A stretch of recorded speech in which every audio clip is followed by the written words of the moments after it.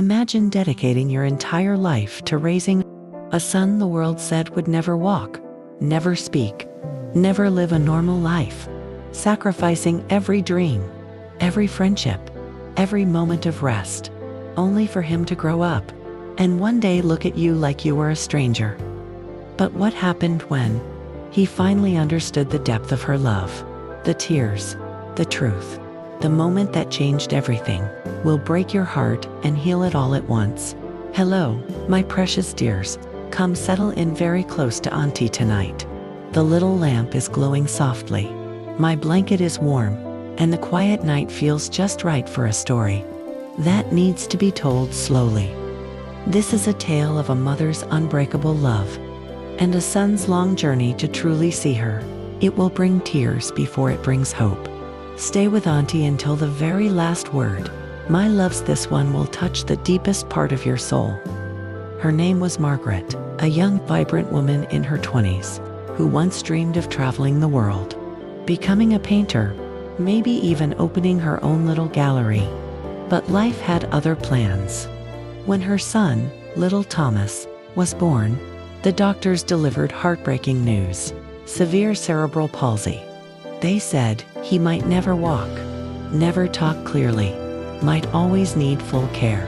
Margaret's husband, unable to handle the truth, left when Thomas was only 6 months old.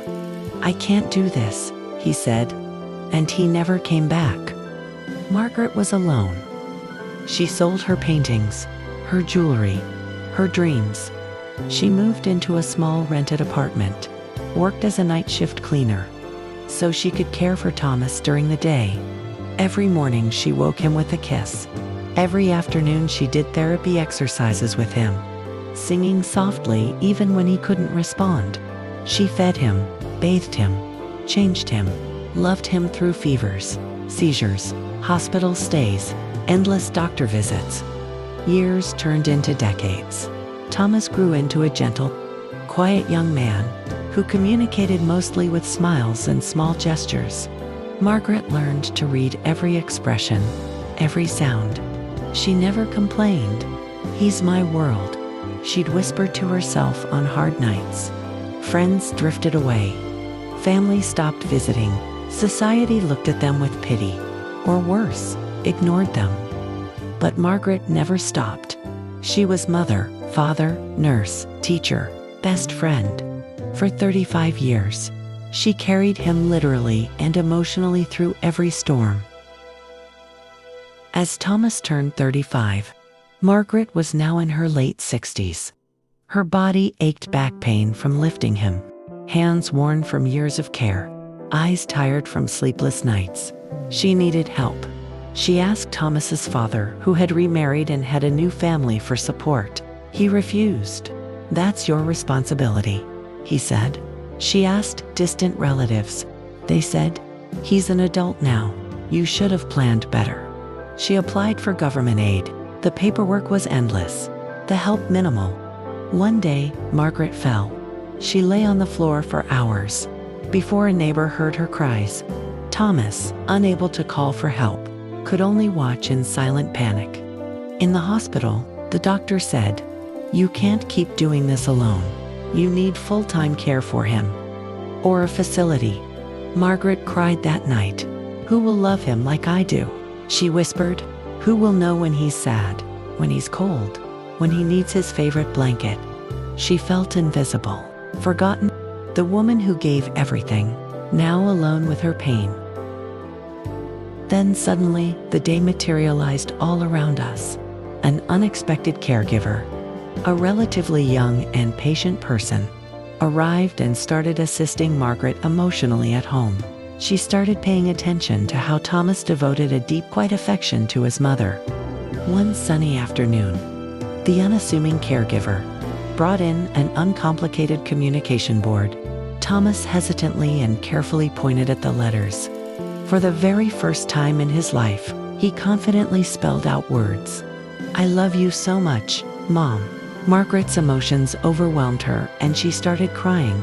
The caregiver offered support and helped him repeat the message. "A simple gesture of love.